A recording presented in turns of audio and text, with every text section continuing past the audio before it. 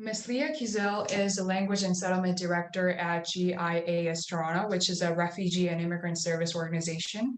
In her capacity, she oversees the comprehensive welcome settlement and integration of new immigrants to Canada.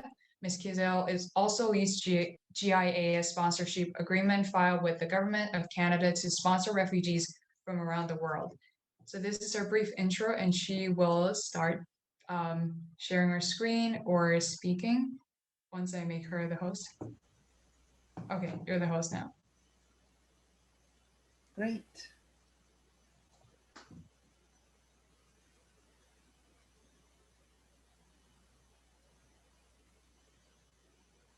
Okay, can everyone hear me?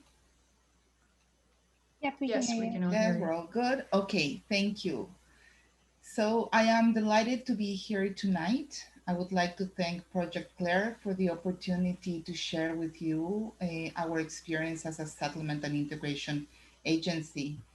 My name is Lia, and I'm the Language and Settlement Director for JIAS Toronto and also oversee our refugee work. My presentation will include some background information about GIAS, our role as a settlement agency and as a sponsorship agreement holder, our clients' demographics, the priorities and challenges immigrants face after arriving in Canada, and the programs and services we offer to support them. I will leave some time for questions at the end of my presentation, and will also be writing my email address in the chat in case anyone wishes to contact me after the presentation. Okay, so JIAS was founded in 1922 by the Jewish community to help Jews build a new life in Canada. Over the years, as the profile and settlement needs of immigrants changed, so did JIAS. Today, we are a government and community funded immigrant service organization, providing services to over 2,200 immigrants every year. We remain rooted in Jewish values, such as welcoming the stranger, and provide services to all newcomer communities, regardless of their ethnicity or religious affiliation. Our current clients come from the former Soviet Union, Ukraine, and other former Soviet Union republics, Israel, Latin America, India, Iraq, Africa, United States, Turkey, Syria, and other countries. The majority of the new immigrants we see are young families with 2 or 3 children who have received or are in the process of receiving permanent resident status under one of Canada's immigration programs. They are well educated professionals or skilled tradespeople with basic English language skills. JIAS also serves a large number of seniors, including Holocaust survivors and other family members seeking reunification under the family class category. We also serve numerous young single professionals who are in Canada as international students, many with the intention of becoming eligible to apply for permanent residence, as well as professionals who are in Canada under a work permit. Now, JIAS Toronto's mandate is to serve immigrants during their first 3 to 5 years in Canada, but we do serve some clients longer under special circumstances. For many newcomers, JIAS Toronto is their first point of contact and the gateway to their new community. In 2014, JIAS became a sponsorship agreement holder, or what we call a SAF. This means that we have a legal contract with the federal government that allows us to sponsor refugees from around the world and bring them to safety. Between 2014 and 2015, in response to the Syrian refugee crisis, and thanks to an outpour of financial support from synagogues and other religious organizations, JIAS was able to sponsor over 150 Syrian refugees. And to date, we have sponsored about 400 refugees from Syria, Iraq, Iran, Sudan, Eritrea, Rwanda, Vietnam, and Pakistan. We have signed agreements with over 63 constituent groups who have committed to providing financial assistance to these refugees during their first year in Canada. We have also partnered with various ethnic organizations to provide cultural sensitivity training to both GIAS staff and volunteers so that they can better support these families. Now, GIAS offers a vast number of services and programs for refugees. However, we do not have the human capacity to welcome them at the airport, to accompany them to obtain their social insurance numbers, to open their first bank account, or to show them how to use public transit. So each refugee family that we sponsor is matched with a group of volunteers who will fill that role and build a trusted, long lasting relationship with these families. As a result of the success of our refugee program, where every sponsor family is matched with a group of volunteers, the federal government has also asked us to take on the settlement support of government sponsored refugees. These are extremely vulnerable families who have been victims of severe trauma and abuse.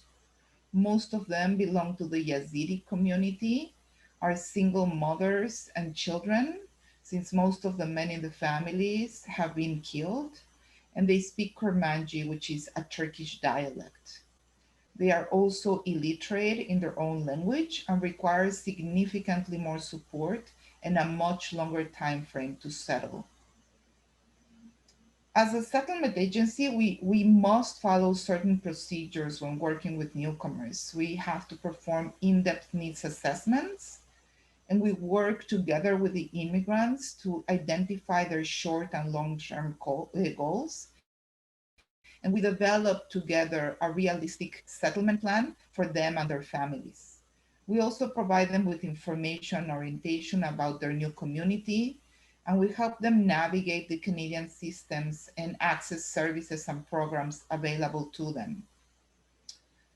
Now, in our experience, the main priorities that new immigrants have once they arrive in Canada are finding a place to live that is in close proximity to the community they want to be a part of, securing a job in their field or in a related field, registering their children in school and after school activities, rebuilding their social and professional networks, and becoming active members of their community. But newcomers also face a lot of challenges. The first one I would like to share is language. For some, learning one of Canada's official languages may take a year or two, but for others, this will take many, many years. And sometimes we find seniors and other immigrants who have spent their whole life in Canada without speaking English or French. Another challenge that they encounter are cultural differences. And Sahar was talking about cultural shock.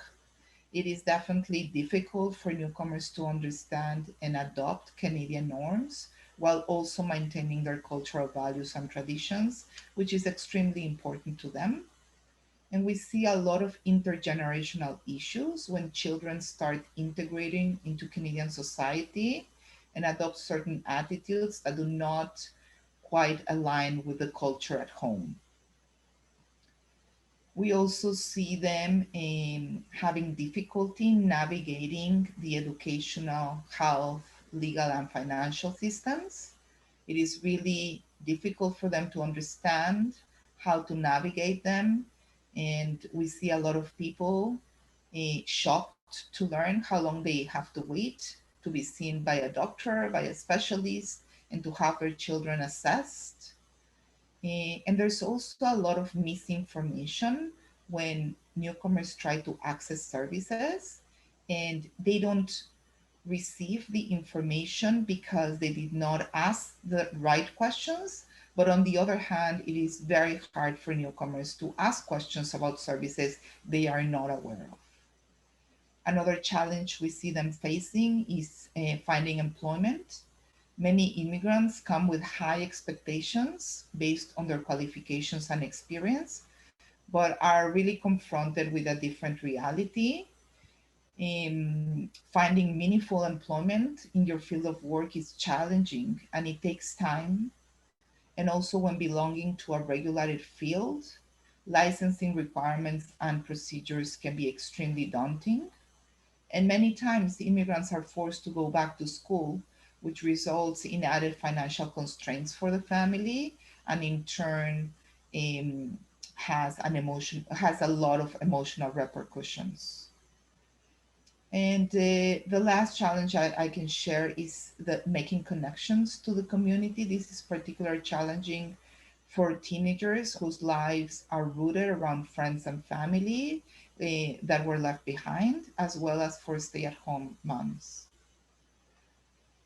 Now, JIAS offers a comprehensive continuum of programs and services to facilitate the full social and economic integration of these families. These are funded by the federal and provincial governments and are completely free. We receive a lot of pre arrival inquiries from individuals who are planning to immigrate to Canada and from others who have already received their permanent resident visas. These inquiries include questions about life in Canada, immigration programs, requirements for recertification in particular fields of study, information about schools for children, and more. We address language barriers immediately when meeting with our clients, either online or in person, since we offer services in most of the languages our clients speak. And where this is not possible, we work with interpreters and translators. We have full-time and part-time English classes. This is a formal instruction through our LINK program, which stands for Language Instruction for Newcomers to Canada. And we have all levels from level 1 to level 8. This is a federally funded program and it includes access to our CNC program.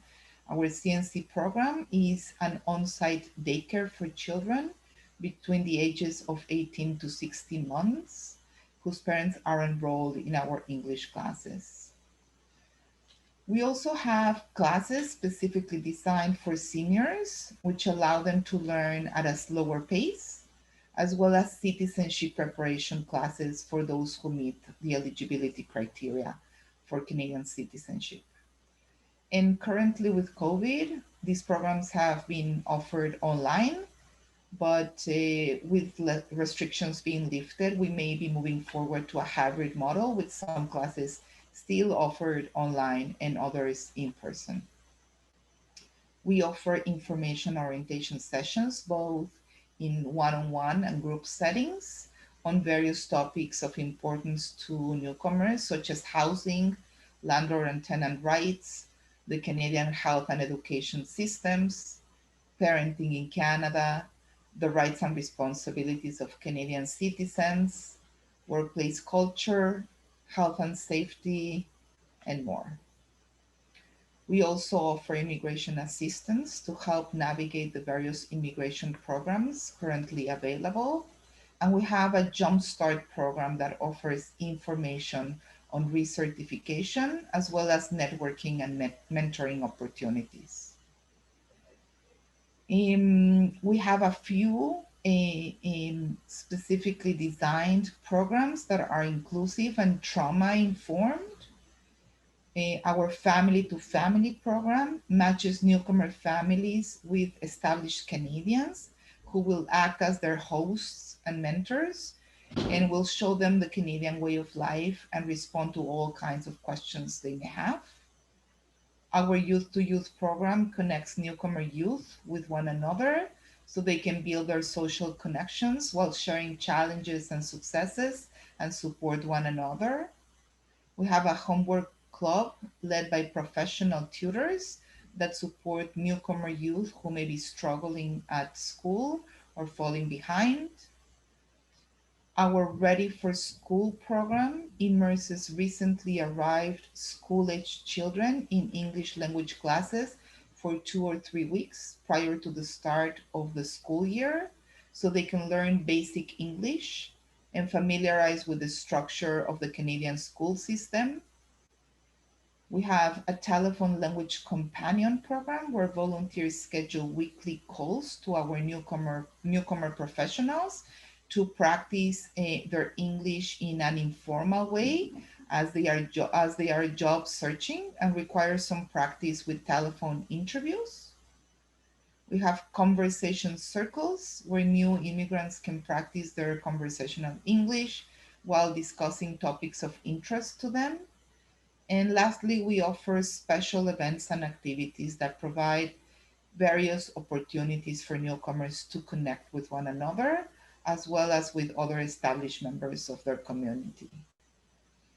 I can share that our settlement team meets on a weekly basis to assess current immigration trends, the demographics of our clientele, as well as their needs, and we make changes to our programming and adjust them to meet the needs of our clients as they change. Perfect. I loved how you discussed all of the aspects of JIAS Toronto. We do have one question right now for you. Sure. They're asking, what is the most gratifying part of your career as a language and settlement director at JIAS Toronto? It's being able to bring refugees to safety. It's the program I'm most passionate about. We are uniquely positioned by being a settlement agency and a sponsorship agreement holder, from starting a sponsorship application and having to go through the horrific stories that we hear from the refugees, to being able to welcome them in Canada and seeing them succeed after a couple of years in Canada, how they learn English and how they approach JIAS after a year or two and want to volunteer with JIAS, helping other families. So it's a full cycle, where they now want to be the ones helping others because they feel welcomed and supported, and they are very happy with their new lives in Canada.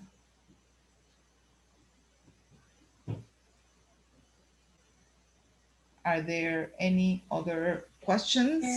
Yes, there Yes. is. Yeah, do you want to say the question? Yes.